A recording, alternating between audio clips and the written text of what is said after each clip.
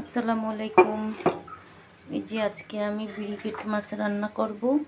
এই যে মাছগুলো কেটে দিয়ে পরিষ্কার করে পানি ঝরিয়ে নিয়েছি। হলুদের গুঁড়া দিয়ে দিলাম, এবারে মরিচের গুঁড়া দিয়ে দিলাম। আজকে ব্রিকেট মাছটা আমি ভুনা করব। যে এবারে লবণ দিয়ে দিলাম। এবার এখানে এই রসুন আর জিরা বাটা দিয়ে দিলাম। এবার এগুলো আমি ভালো করে মেখে নেব। এই যে আমি ভালো করে মেখে নিয়েছি মাছগুলো।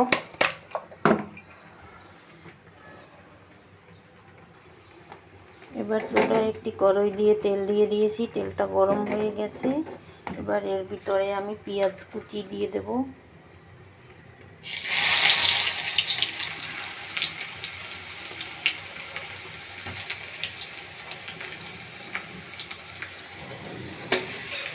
এবার পেঁয়াজটা একটু ভেজে নেব।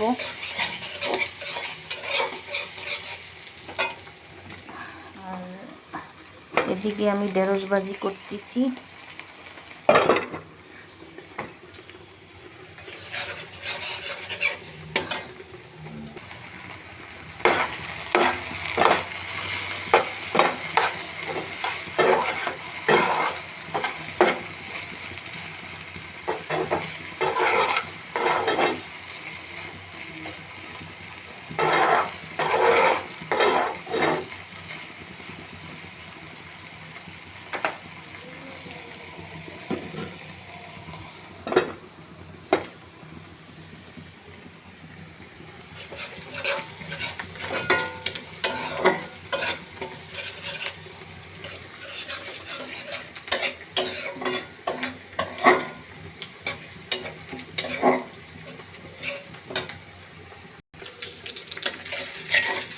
আমি কয়েকটা কাঁচামরিচও দিয়ে একটু ভেজে নিচ্ছি।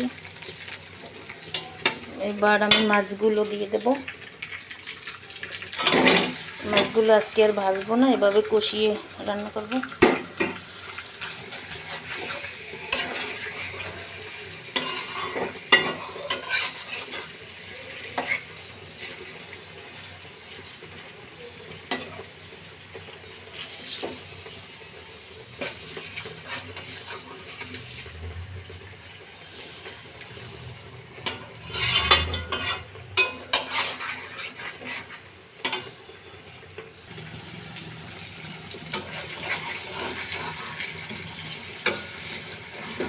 এভাবে একসাথে মশলা মেখে কষিয়ে রান্না করলেও খেতে ভালো লাগে।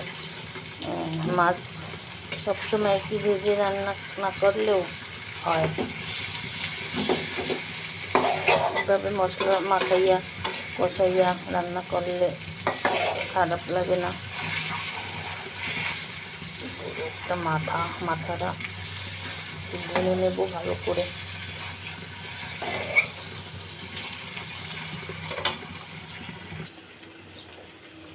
এই যে ডিপ ফ্রিজে টমেটো ছিল, তা এটা আমি এখন কেটে মাছের ভিতর দিয়ে দেব। ডিপ ফ্রিজে এভাবে টমেটো সংরক্ষণ করে আমি রাখি, যখন দরকার হয় দিয়ে মাছ রান্না করি। শুধু রান্নার কাজেই ব্যবহার করা যায়।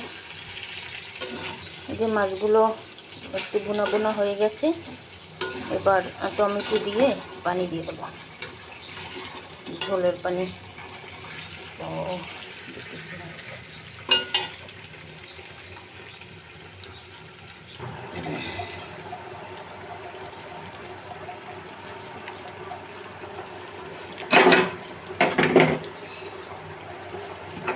এবার টমেটো দিয়ে দিলাম, এখন ঝোলের পানি দিয়ে দেব।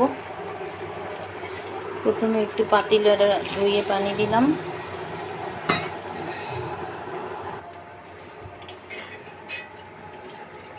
এবার ভালোভাবে একটু হালকা করে আলতোভাবে নেড়ে চেড়ে ঢাকনা দিয়ে রান্না করে নেব।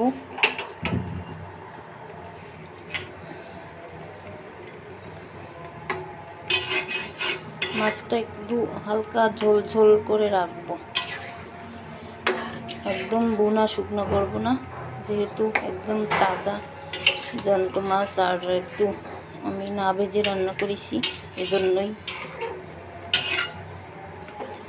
মাথাটা সিদ্ধ হওয়ার জন্য উল্টে দেবো এবার।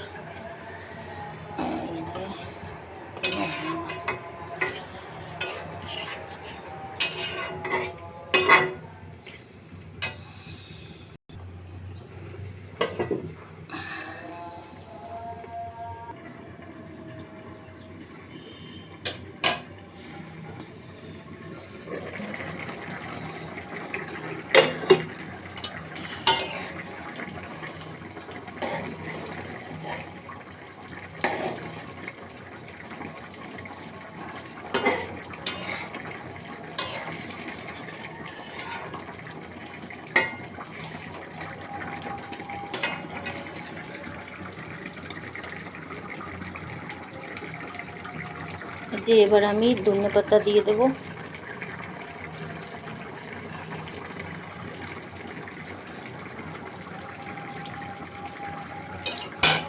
এবার আর একটু ঢাকনা দিয়ে রান্না করলেই রান্না শেষ।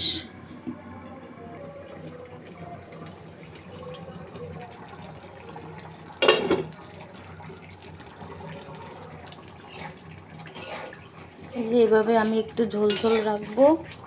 তো রান্না শেষ। এই তো, আল্লাহ হাফেজ।